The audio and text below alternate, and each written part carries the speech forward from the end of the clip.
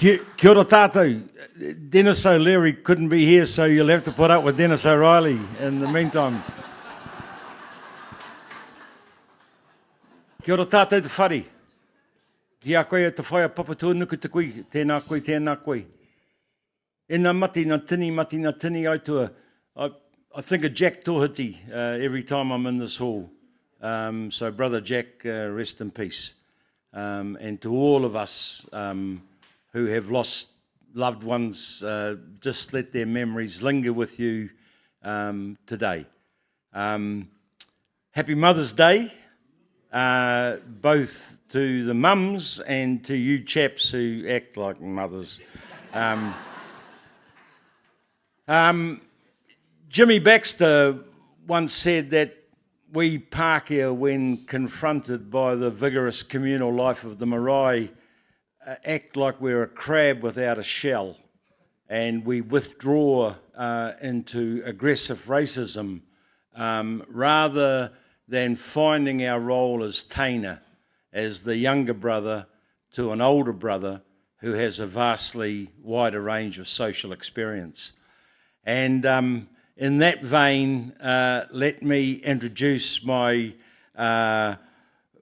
tuakana Māori, Wairere Tāme Iti, Ngā Tātoa, Arawa, Waikato, Tūhoe, Te Arawira, a child of the mist, he tangata tini pōtai, a man of many hats. Te haukaina, mihi kauatani a kōtou, a kua tituki nā kōrero nei te marae, a mihi anui a kōtou tēnei ata nā uri. And to the audience, kia ora, morena to you all. And great to be here. It's a real honour to be sitting here in front of you. And not often I see a lot of people my age group and older. And so nice to see you here today. So, kia ora. Yeah, kia ora, Tāme. When we're just over the last couple of days and people have been talking about Pākehā supporters of kaupapa Māori, and I've been trying to drive this thing of referring to us as tangata tiriti, because those of us whose bones lie in distant lands stand here proudly under our rights as the treaty. The treaty I see as being a unifying factor. And we opened our marae at Waiohiki, and we marched under the banner of Tangata Tiriti, and the speaker for Tangata Tiriti was Tāme Iti, which really confused the haukainga. So, bro, tell us about, I've heard your kōrero about your growing up and the, in a sense, early radicalisation when you were about 8, and the not being able to speak a te reo Māori in the school grounds. Just tell us a bit about that kōrero. Yeah, about a few years ago, I had my first art exhibition, solo exhibition, was held at the Arch Hill Gallery in Auckland. And the title to that exhibition called Blackboard. And I guess many of you would remember at that period of time, everything was on the blackboard. And in the old days. And then around about that particular time here in Ruatoki, and we in the morning, and this particular day, the principal of the school made an announcement, and he said, "Today, I will not allow you. I want to remind you, I will not allow you to speak Māori on my school ground." It's actually a whanauna of mine from Waikato, and he say, and those of you who continue to speak Māori on my school grounds will remain here after school, 3 o'clock in the afternoon. And we quickly kind of look at each other like that. You know, in that conversation, you know, You know, because if you're a child and you're thinking about it, what the hell? You know, we all kind of look at each other. And so we had a bit of a chat about it. Ia hau o whakao, you know, o me hara taunga me kōreo tonu tātou ki te reo. And so we decided, let's check it out and see what's going to happen.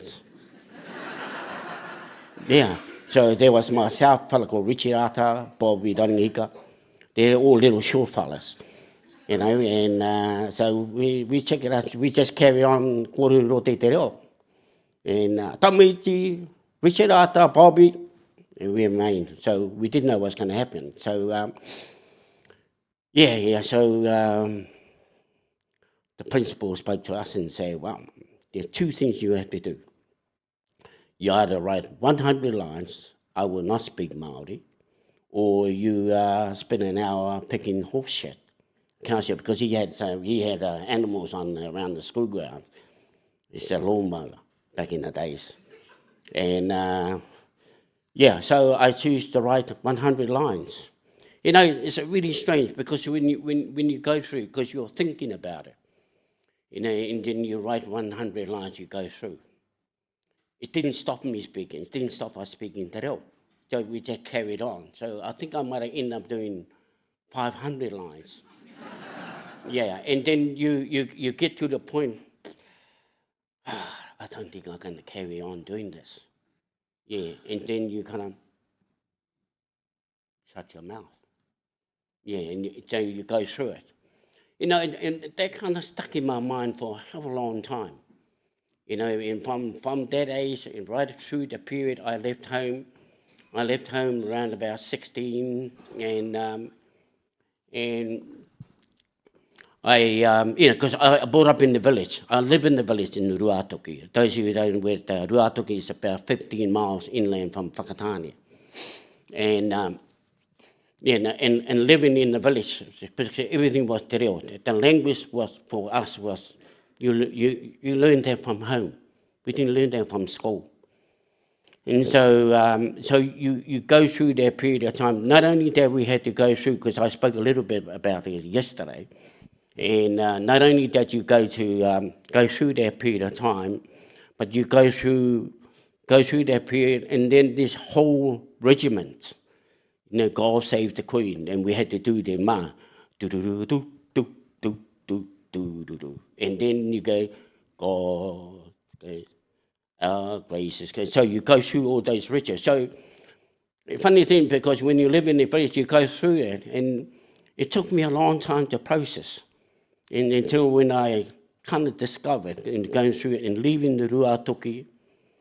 And leaving Ruatoki and going to Christchurch. And going to Christchurch was just a whole new experiences. And I'm naive there. I had no idea. You know, and the reason I ended up in Christchurch, there was a guy called John Rangiho, and he used to go around. So they recruited a lot of the old Māori battalion guys. And they go around there. They're the guys who go and promote government policies. Go and talk to all these natives down in the villages. So John Rangiho was one of those guys who appeared at a school.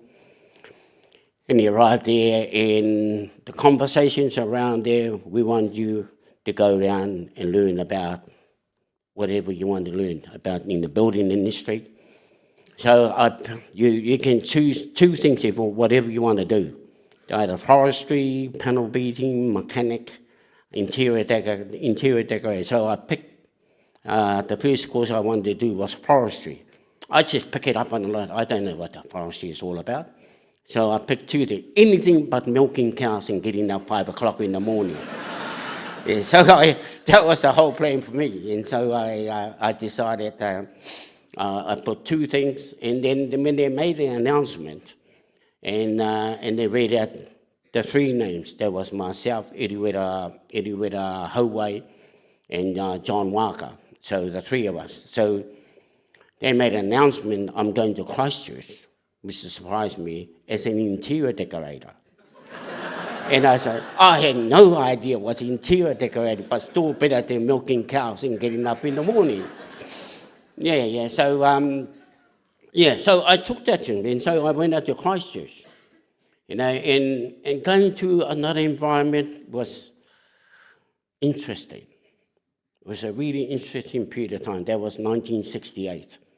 And arrived there into the place there.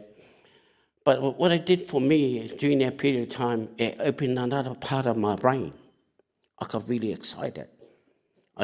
So going to the Christchurch Technical Institute to learn about interior decorating. The old schools. So a lot of our kai ako and teachers come from England, from Finland, from Holland, and they're boarders, real skillful people. But I was actually took me to another planet, and I couldn't go to sleep. I was so excited. I wanted to go there, and I couldn't wait to go to school. So right through the whole period, I think, because I never really had the chance to be able to learn things at school. For the first 16 years of my life. Because I spent most of us there brought up in the village, because I'm a whāngai. I'm the oldest of all the whāngai, or the last of whāngai. And so I'm the tuakana. So I was looking after all my other whāngai brothers and sisters. I consider they're actually my cousin. And the couple that brought me up also brought my father up in 1922. 25 during that time, also raised me. So it was quite a common trend there to be raised in that situation with some of the whānau can't have children, so you go there. So I was brought up there to make those connections. So my siblings, there's about, and it's actually there's 10 of us, and 8 of us survived. And then I got a brother now. My brother and I share the same age at 72 for the next, he'll be 73 in the next couple of weeks. So we were kind of either 12 months apart or 9 months apart. They didn't have pills back in those days. Yeah. So you go through, I just want to paint this picture, so give you kind of an idea thought, who am I? What brought me to this place? And so you go through that whole motion, because brought up in the village was it's different. I learned a lot from it, and some part not very nice. You go through learning, you see things, because we weren't allowed to say anything in the house. But I'm lucky. I learned a lot from those first few years at home. And because you either shut your mouth, hoi tō waha, whakarono. So I become the tono. Yeah, the tono is the fella that I was the only one that was allowed in the house in the space, because the kids are not allowed in the house. You spend most of your time outside. And you do all the things. We didn't have television. We didn't have all the mod cons and all of that. So you go through that whole period of time. So anyway, I hit down to Christchurch, and and when I think about it, I was so naive, but I learned so fast from their experiences. And so we go through that, and you discover, I didn't know what racism was about, but I bump into it really hugely. But you kind of look through for the first 2 years living in a place like Christchurch, and you go through it, and you go through, your stomach started to hurt. Because having that experience living in Christchurch, these other things start to come back, what happening at home for me as a child. And you start seeing the pictures, and things start to come a lot more clear. When you start to see things a lot clearer in your mind, and you go, far out. And because there was a plan, it's a government policy. They put all these Māori kids into this space. So I'm just one of in those early days, in the 50s and the 60s, there was a big plan for Māoris to go out there. And everything was trained how not to be who we are. Everything was trained how to be a Pākehā. Talk like them, act like them. All of the behaviour and all of that. And, So when you reach to the point there and you we go to, and you go through it and go, it's not the place for me to be. And so from that time, writing 100 lines and going down to Christchurch was a whole lot of motion. Then I met up a guy. So and every now and then, I used to, well, there's a group of us, used to run from the Christchurch Technical Institute to 79 Springfield Road there in St Albans in Christchurch. And that would have been about, I could run that in about 40 minutes and then run down there. So you had to go past the square. And every time you go through, you go past the square. And there was a character. There was a guy who always used to stand outside the BNZ every Fridays. And his name is Keith Locke. He's the father to Jack Locke. And he used to sell the People's Voice. It was a communist party. It was a New Zealand Communist Party magazine. I had no idea what that's all about. Yeah, but I was interested to read because at that time I was trying to learn the Pākehā language. And so I look at it, and you got language like, I never heard of proletarian, the working class, I never heard of those sort of kind of language. There's a whole new quarter altogether. So I took that home, read that, and then there was another time I went past there, and I stopped there. There was a whole group of people on the Friday afternoon, in the late afternoon, and there was Whitu Tiri Kātene. So she was having a conversation about what's it like for black people being in South Africa. And there was a conversation around no Māori, no tour during that time. This is 1969 then. And so going through that period of time, and I was listening to her and I was, you don't have to be in South Africa to be in the same day. They do that here. We get stopped there on the street, just walking by ourselves, and then they put it, and that happened to many of us. Get stopped on the street there, carrying a duffel bag there, and they want to have a look what you got in your bag. And you go through that in interrogation. So I let them look at my bag. And then when you go down to the hostel, the guy's saying the same thing. Hey, we got to stop down there. What for? Because I don't know, they just want to see what we got in our bag. So it's that attitude. You go through that whole motion and you're still trying to work it out. What's that all about? Then we have a chat about it. And then there was another experience. And because when you're doing those apprenticeship, you go through a period of time in the holidays, and you get filtered out there and work with some tradesmen. And then I end up working with an Irish guy, and so he was doing some work. He had a contract doing all of the units that belong to unit the tenants in there were the veteran from the First World War and the Boer War. And so I went to one of those places. He dropped me off, all my paint with my notes, and he took off. He said, I'll see you at midday. And I arrived there, 8:30 in the morning. And then he took off, so I knock on the door. Dong, dong. Then the big Karaua Pākehā opened the door, and he looked at me. He said, oh, my name is Tāme Iti. I'm your painter. I just want to come and check out do your kitchen, cut your colour scheme. I was still talking to him. He just kind of slammed the door. And I go, and I'm thinking, we weren't trained how to deal with that kind of behaviour. And he slammed the door, and I'm thinking, I'm thinking myself, maybe there's something happening behind the door. So I kind of sat there for a little while and waiting for him to come appear, but he didn't, so I knocked on the door again. He opened the door again and he slammed it. And I kind of scratched my head there for a little while because we didn't have cell phones in those days.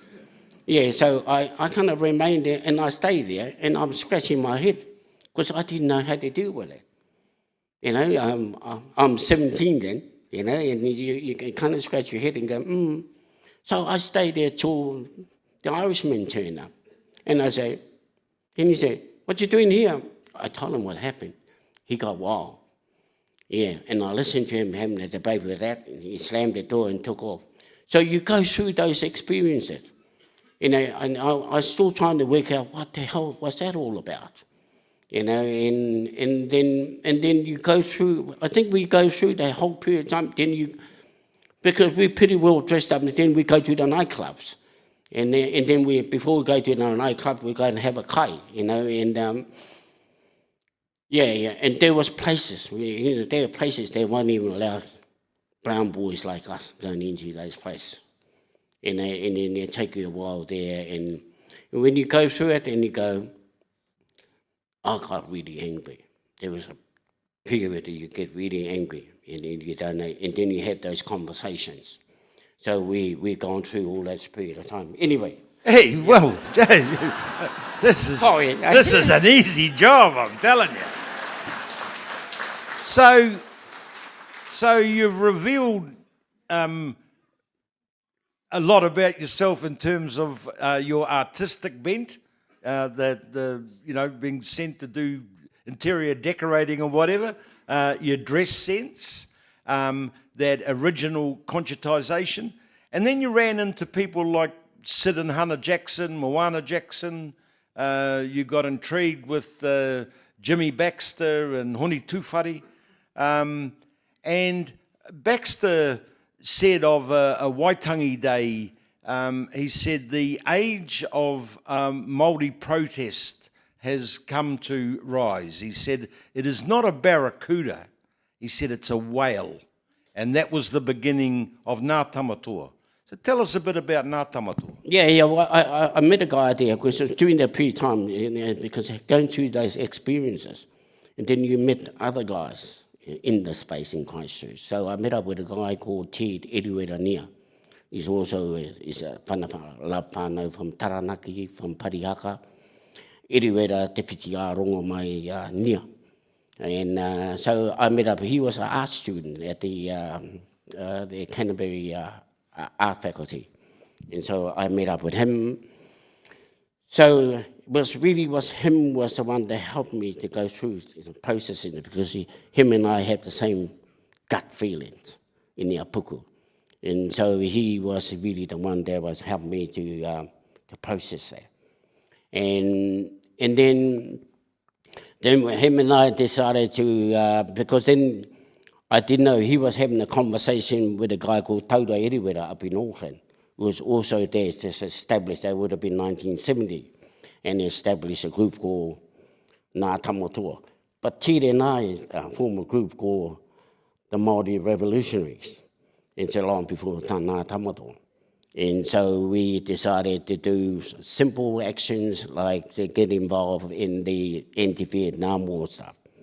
We actually got involved with that, with the anti-Vietnam War stuff, my generation. And also, you pick up a whole lot of things through that period of time. And then Ted was the one that brought a lot of the conversation around there was a group in Waikato back in the First World War that opposed to the war thing. So all of that accumulation of that. And so it was through that action, in 1971, when Ngā Tamatoa went to their first trip up to Waitangi, that's when I saw that the TV news, and then Ngā Tamatoa was up there. And so that was really the beginning, and then we formed, there was only two groups in Ngā Tamatoa in Aotearoa back in then. Back in those days was Auckland and Christchurch. But they also had other Pākehā in there, Ngā Tamatoa back in those days, Tim Shelbolt, and all of those groups during that period of time.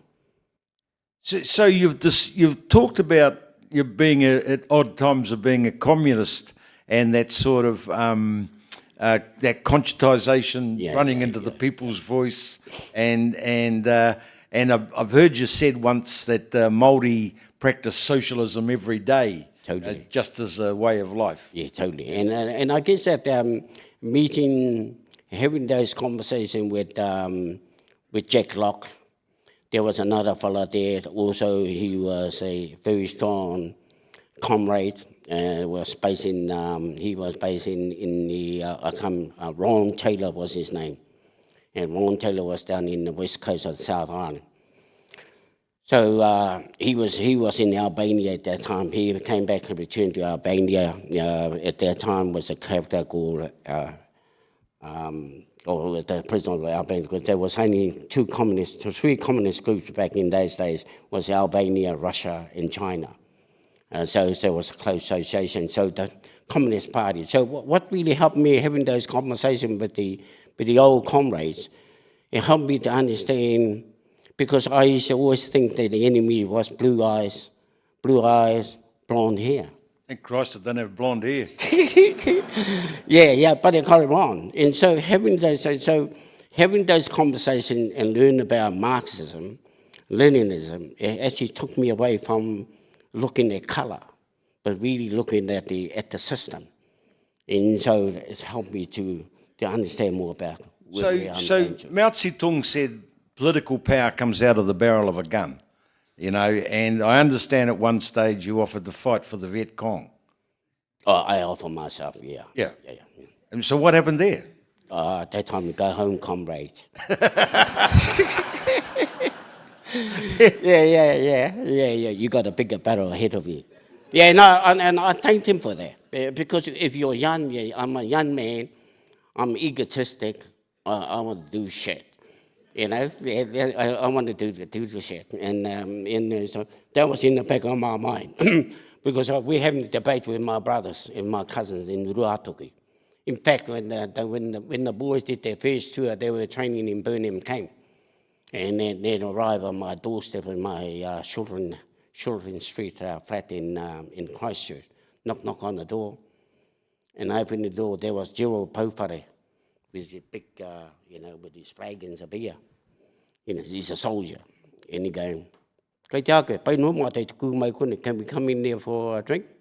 And I say, when I look outside there, the whole Burnham camp was out there. And I say, well, it forces you to kind of think about it. And I'm thinking to myself, shall I let him in or not? And I'm thinking to myself, because he knows I'm against the war. And I go, whanauna tana kuhu mai. And so I let him in. And but what I didn't know, they were having a party, was their party for them to go to their first tour to Vietnam. And I got a little bit annoyed about that then. And and then I was lucky that I received a, then I received many years, then I received a letter from the guy called Wilcox, who's the president of the New Zealand Communist Party. And then there was an invitation for a Māori delegation to go to, invited by Mao Zedong. And there was 5 of us were invited there, myself, Hone Tūwhare, Timi Maipi, Amarauhi, Sheifu's mum, and Timi Maipi. So that was it. Then I had a plan. There was an opportunity for me, maybe if I can get to Beijing, then I asked them if they can take me to Vietnam and join up with the revolutionary movements. But it didn't happen. Didn't happen. So when the Tūhoe raids happened and you'd been arrested, and and I thought, Tāme's is a guerrilla, and I thought, guerrilla theatre maybe, but so that the sort of transformation then from that political activism into art and the art of protest and the form that you've taken over the last 20 years, I suppose, So I think art saved my life. It helped me to take me to another space. And I thank the people like Te Nia and all of the many artists that we help us to process ourselves and going through finding the pathway. Where are we going to? Who am I? Where the fuck are we going to? All of those things. So you kind of having those conversations. So, in fact, it helped me to to put myself there is a really interesting place to be an artist. So I've heard you say before that there's a difficult pathway, and not to take the criticism, not to internalise the criticism. Take it personally. Yeah, not take it personally, and sort of throw that back out there. Yeah, well, I think before I went through that, I had to go through my own personal life. Yeah, and a lot of it is you let go of a whole lot of layers. Let go of the egos, let go of all of those different layers, and free yourself, and then open up another part of the soul within yourself, internally. And and so it was a really interesting pathway to be in art and theatre. Actually, life is theatrical, so we do it every day. You know, on the Monday, what shall I wear on the Monday? Shall I wear red or shall I have lipsticks? So I decided to conduct it. So I tried to create another way of life for me, in the way how I should walk the pathway and make things a lot easier, I guess, for me. That trying to help people think through things that are uncomfortable. Yes, but I think it's about how can we tell our story?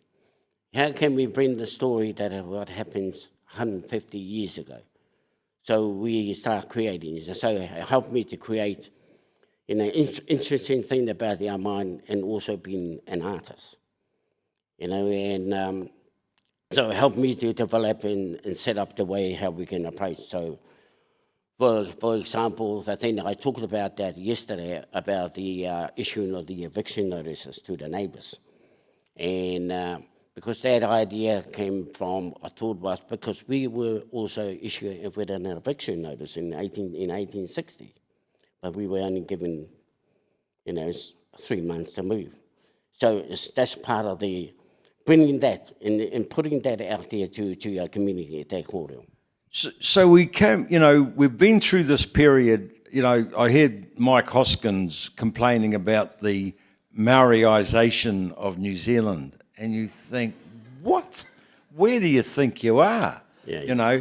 And so we've come through this period where there has been the ubiquity of the reo. It's national radio. It's everywhere, and now you've got this pushback sort of coming and the same forces, the extractive industries, the suppression of indigenous minorities that are at play in Gaza and Palestine, but they're here in a much more subtle way. Oh, totally. And the challenge ahead of us is to win the peace rather than to win the war. Yes. So what would you be saying to the 16-year-old Tāme Iti, who's been told to go down to Christchurch and learn about interior decorating and might bump into a communist selling papers outside the square? What would you be? What's the message that we need to be giving our rangatahi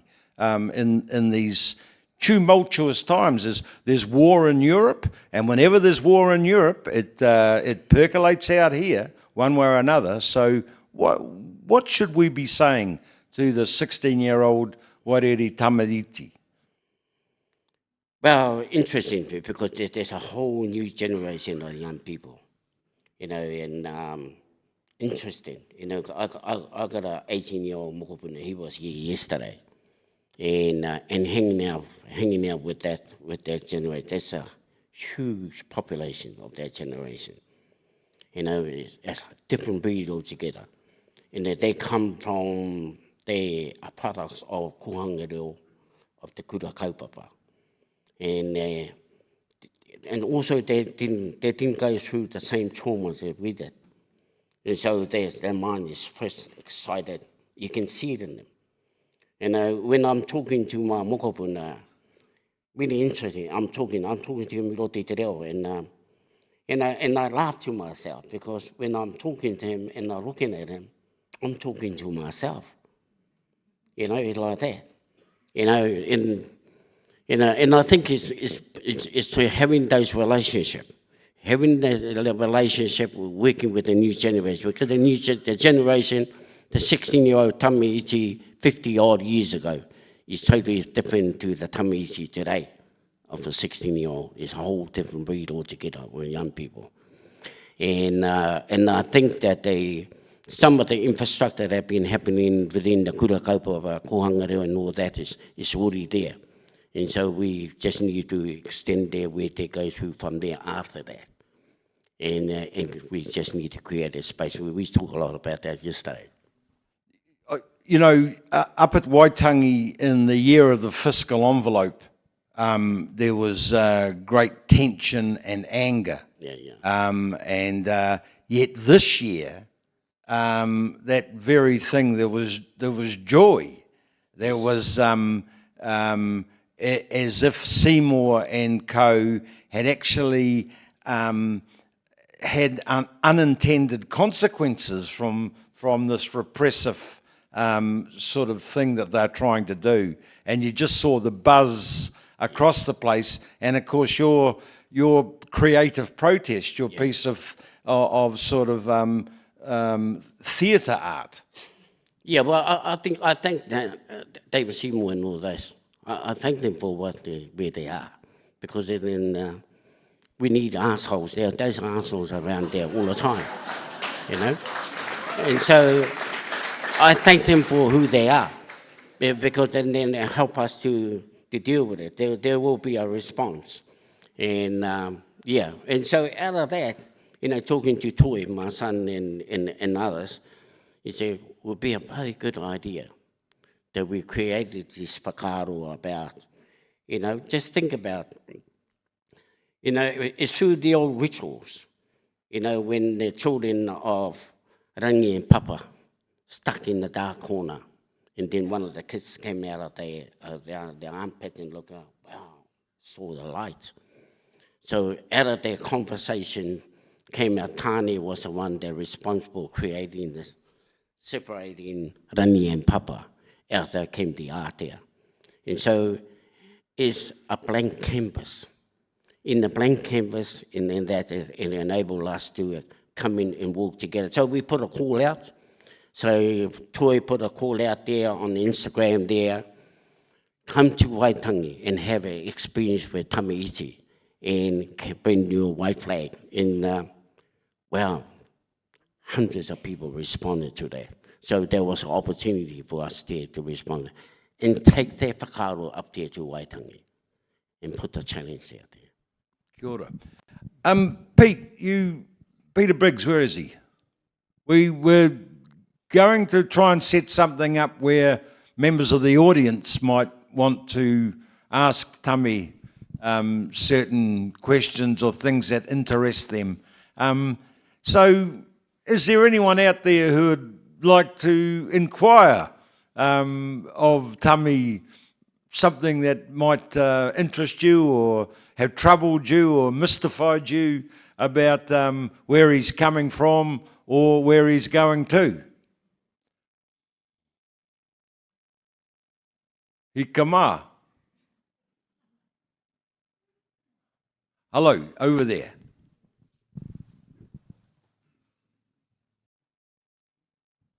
Yeah. Well, we're there. I mean, the whole thing was madness, crazy. The whole concept. I mean, the whole thing, you've been accused of running a terrorist camp to kill your own people. Where the hell did that come from? You know, you think about it. You know, yes, we were out in the bush. We were out there. And there's several parts in the gathering of the so-called terrorist camp. Yeah, we were running around with guns. I mean, there's a lot of, we are hunters. There's a lot of things happening there.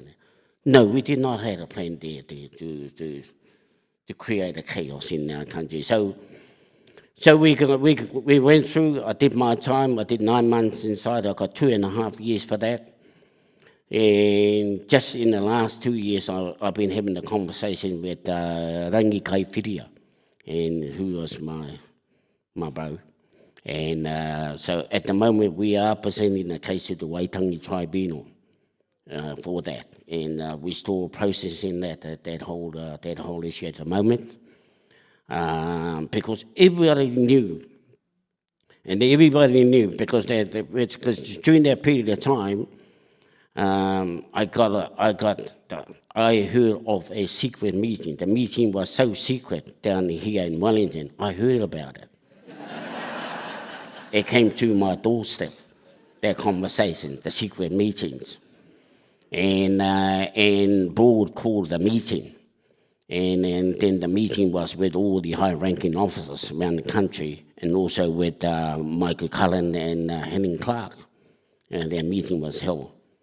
And one of of course I got spies too, and so the other spies we had in there was there, you got a fright when you heard about Tāme Iti. He's running a guerrilla camp, a terrorist camp down in the Uruwera. And he was thinking, so that call got back to me. And I just say to my informer, they go to me, tell them to go and get fucked. Yeah, because there's no reason for to be paranoid about it. I'm very clear in my mind with what we're doing. And we didn't have that plan at all. And so, yeah, that's a story about that. Well, I had a young fella who was in trouble, and he was going to end up in police 10-7 or whatever, and I said, look, I want you to go to this lawyer. I'm going to take you to Russell Fairbrother. I said he was Tāme Iti's lawyer. And the guy goes, Tāme Iti's lawyer? He's no good. Tāme got 2 years. But the interesting part about it during that period of time, because I had because all the old veterans from the Vietnam War got back to me 30-odd years later, and to apologise for their participation in the war, because they were all sick. They all had the Orange Angel. Most of them dead. So there was no healing process for a lot of those guys, even from the First World War going through there. So there was no healing process. I was running the camp for them. And so it was a program trying to deal with their mama and their pain. And so I called a lot of the Tūhoe Lamberts, all of those guys that done 3 tours over to Vietnam. And then I brought all the anarchists and all the other different characters into this. So I think that the spies, when they were looking at it, they were thinking something else. Yeah, that's sort of what spies really do, really, isn't it? Any other questions out there for our bro in the few minutes that we've got left? Lady at the back. Tēnā koe te rangatira. Ko ebe hauraki tōku ingoa no ngā puhi ngō ngā tīporau ahau. A he roia tireti ahau. Ko taku pātai ki a koe. If you were to imagine an Aotearoa where mana motuhake and tino rangatiratanga is achieved for your mokopuna, what does that look like?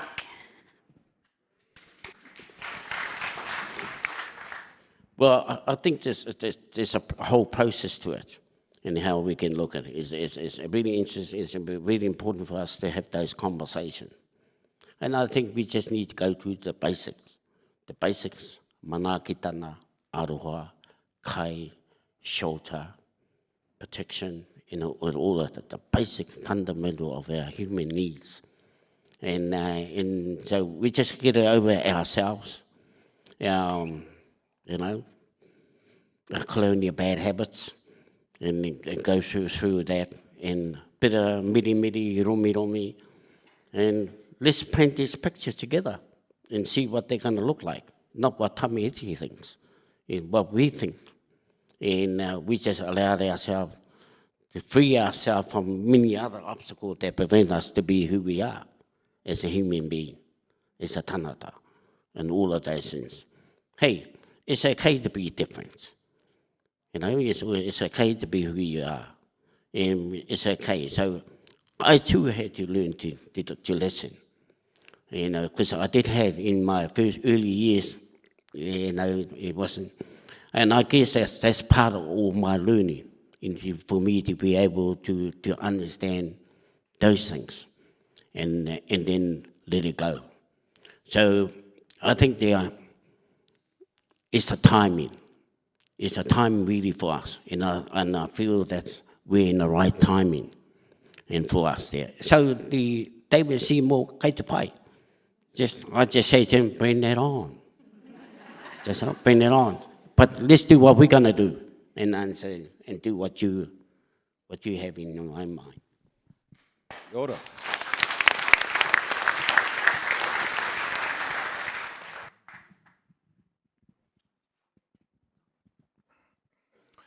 Tēnā kōrua, ko waiau, ko tongarero te maunga, ko taupu te moana, ko tūwhare toa tuku iwi, ko te huhui toko ariki, ko waiau he huri ahau, no te matapuna ki te hukowai o taupu ana, ko rōpata te moana toko ingoa.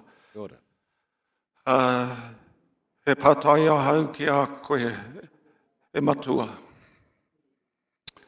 Firstly, I want to acknowledge what you have done for our whānau, for Aotearoa over the years, to a point where you've now established a foundation for many of our rangatahi to be where they are now, where you weren't when you were 16 years old, e matua. He pātai ki a koe, with the kōrero at the moment with a coalition government and what has been established by Ngā Tamatoa and many of our tupuna, do you see this being undermined now and into the future? Tēnā koe.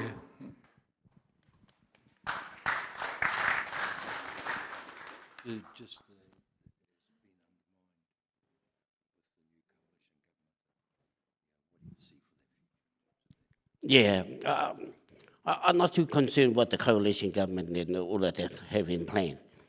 I think for me personally, it's more about where we going, what's our plan, and yeah, and the point for me, you know, it's a bit like flying the Union Jack, and then people used to say, and I remember when people start burning the flag, and for me, you got to burn that inside you, rather than if you burn, let go of the things inside you, all those other things don't exist, just disappear. And that's the biggest challenge to ourselves, to liberate internally, to deal with the enemy within ourselves, to liberate. And it's the first liberation, to liberate ourselves. And so I gotta, yeah. Just coming back to the tangata whenua, tangata tiriti sort of thing where, you know, and I noticed in the kōrero, particularly yesterday, where, and if you look at the faces of the audience, you know, we are an older Pākehā mix. Who was it? Hikama. Dame Susan Devoy, you know, saying the other day that she was the youngest in the crowd. I mean, you look back, but just as Pākehā, learning to stand proudly, you know, just to learning to stand upright in this country, and to be confident that if we are doing the best in every day in our life to maintain and honour the treaty and to fulfil it. And that quote I started off with from Jimmy Baxter, as seeing ourselves as the taina, as the younger brothers and sisters to our tuakana, the rangatira of the whenua, the falsehood that is being put that this is a racial rather than treating indigeneity, and the fact that the connection between the whenua and the people, and that we who have come in later waka can actually be part of that whole thing ourselves and stand, proudly as people from Aotearoa along with our brothers and sisters. So it's not the treaty not being a divisive thing, but being a unifying It's a tuakana concept. taina. It's a tuakana taina. And it's a practice that we do have. I'm a tuakana from the whānau I was brought up with. But with my biological brothers and sisters, I'm actually the taina. But I have been given the role of the tuakana. And I think it's really working out the role of the tuakana taina. It's not that the tuakana be the better fella. No, it's the role of responsibility. And sometimes the taina have to take the role. Sometimes the taina had to take the role of the tuakana in some aspect, but he'll always be the tuakana. And it's just trying to work out how it works and operates. Ai. E pātai. Well, folks, have we sort of... Oh, Yeah.